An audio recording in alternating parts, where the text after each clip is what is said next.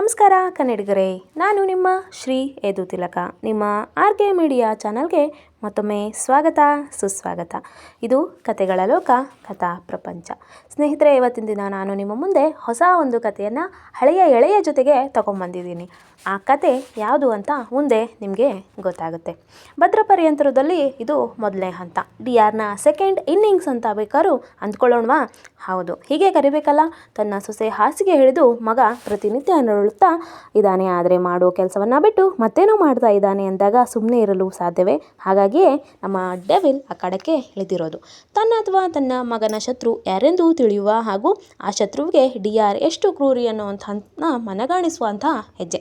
ತನ್ನ ಕುಟುಂಬದ ವಿಷಯಕ್ಕೆ ಬಂದರೆ DR ನೀಡುವ ಶಿಕ್ಷೆ ಎಂಥದ್ದು ಎಂದು ಮತ್ತೊಮ್ಮೆ ಮನವರಿಕೆ ಮಾಡುವಂತಹ ಹೊಸ ಆಟ ಇದು ನಮ್ಮ ಡೆವಿಲ್ನ ಆಟ. ಇದೇ ಭದ್ರ ಪರ್ಯಂತರ. ಸೊ ಸ್ನೇಹಿತರೆ, ಈ ಕಥೆಯ ಉಳಿದಂತಹ ಅಧ್ಯಾಯಗಳು ಬೇಕಾದಲ್ಲಿ ದಯವಿಟ್ಟು ಪ್ರತಿಲಿಪಿಯ ಶ್ರೀ ಯದು ತಿಲಕ ಅನ್ನುವಂಥ ಅಕೌಂಟ್ಗೆ ಹೋಗಿ ಅಲ್ಲಿ ನಿಮಗೆ ಪ್ರತಿ ಅಧ್ಯಾಯವು ಸಿಗುತ್ತೆ. ಹಾಗಾದರೆ ಕತೆಗೆ ಹೋಗೋಣ. ಭದ್ರನ ಕಾರು ಶ್ರುತಿಗೆ ಆಕ್ಸಿಡೆಂಟ್ ಆಗಿದ್ದ ಜಾಗ ತಲುಪಿತ್ತು. ಭದ್ರ ತನ್ನೊಂದಿಗೆ ಡ್ರೈವರನ್ನು ಕರೆತಂದಿರಲಿಲ್ಲ, ಬದಲಿಗೆ ಅವನೇ ಡ್ರೈವ್ ಮಾಡಿದ್ದ. ಯಶವಂತನಿಗಂತೂ ಕಾರಿನಿಂದ ಯಾವಾಗ ಕೆಳಗೆ ಇಳುವೆ ಎಂದು ಜೀವ ಚಡಪಡಿಸಿತ್ತು. ಕೊನೆಗೂ ಅವ ನೆಲದ ಮೇಲೆ ಇಳಿದು ಬಿಟ್ಟಿದ್ದ. ಅವನನ್ನು ನೋಡಿ ತಲೆ ಕೊಡವಿದ ಭದ್ರ. ಅದೇನು ಗಂಡ್ಸ್ ನೀನು ಎಂದಾಗ ಬಾಯಿ ಬಿಡುವ ಸರದಿ ಯಶವಂತನದ್ದು.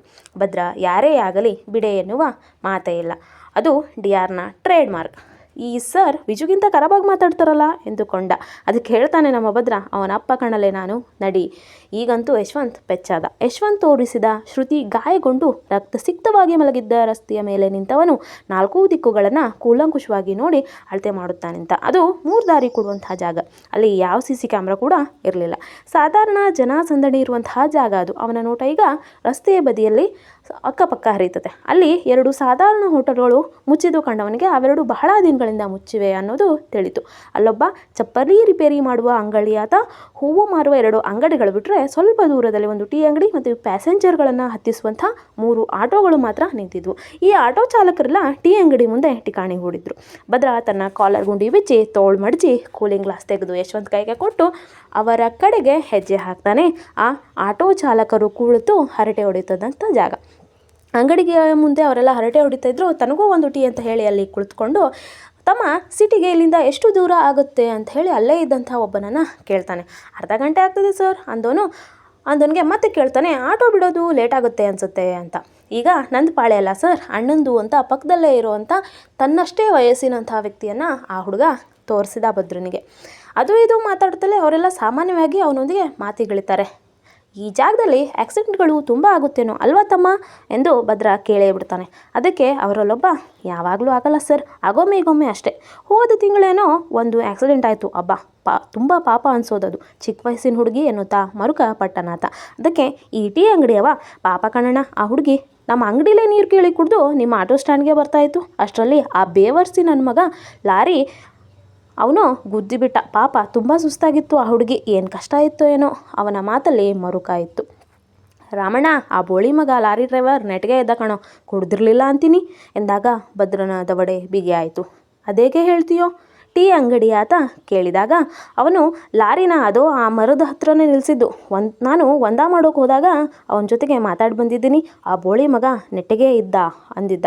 ಇದು ಭದ್ರನ ಕೋಪವನ್ನು ಹೆಚ್ಚು ಮಾಡುತ್ತೆ. ಆದರೆ ಅವನದು ಈ ರೀತಿಯ ವಿಷಯದಲ್ಲಿ ದುಡುಕಿನ ಬುದ್ಧಿಯಲ್ಲ. ಹಾಗಾಗಿ ಆ ಹುಡುಗಿ ಎಲ್ಲಿಂದ ಬಂದಿತ್ತಂತೆ, ಪಾಪ ಸುಸ್ತು ಆಗಿತ್ತು ಅಂತೀರಾ ಅಂತ ಕೇಳ್ತಾನೆ ಭದ್ರ. ಅದೇನೋ ಸರ್, ನಮ್ಮ ಅಂಗಡಿನಲ್ಲಿ ಒಂದು ಹುಡುಗ ಕೆಲಸಕ್ಕಿತ್ತು. ಆ ಹುಡುಗನ ಮನೆ ಇಲ್ಲೇ ಮುಂದೆ ತಾಂಡದಲ್ಲಿದೆ.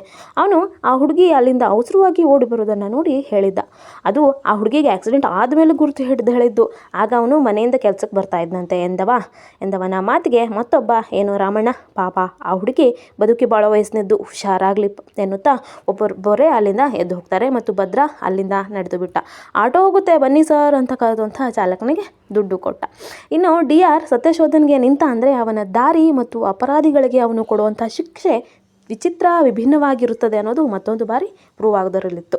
ಭದ್ರ ಮತ್ತೆ ಯಶವಂತನನ್ನು ತಂದು ಶಾಲೆಯ ಸಮೀಪ ಇಳಿಸ್ತಾನೆ. ಯಶವಂತ್, ಸರ್ ನಾನು ಬರ್ತಾ ಇದ್ದೆ ಎಂದಾಗ ಅವನ ಫೋನ್ ಹೊರ ತೆಗೆದು ಈಗಲೂ ಕಾಲ್ನಲ್ಲಿಯೇ ಇದ್ದ ತನ್ನ ಮಗ ದಿಗ್ವಿಜಯನಿಗೆ ಕೇಳುವಂತೆ, ಡಿಆರ್ಗೆ ನಿಮ್ಮಂಥ ಬಚ್ಚಾಗಳ ಸಹಾಯ ಕೇಳುವಷ್ಟು ವಯಸ್ಸಾಗಿಲ್ಲ ಕಂದ, ಹೋಗು ನಿನ್ನ ಸ್ನೇಹಿತನಿಗೆ ಸಹಾಯ ಮಾಡು ಅಂದವನು ಅಲ್ಲಿಂದ ಹೊರಡ್ತಾನೆ.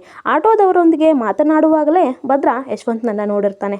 ಬಹಳ ಹೊತ್ತಿನಿಂದ ಅವ ಫೋನ್ನಲ್ಲಿ ಮಾತನಾಡ್ತಾ ಇದ್ದದ್ದು ಡಿಆರ್ ನೋಡಿದ್ದ.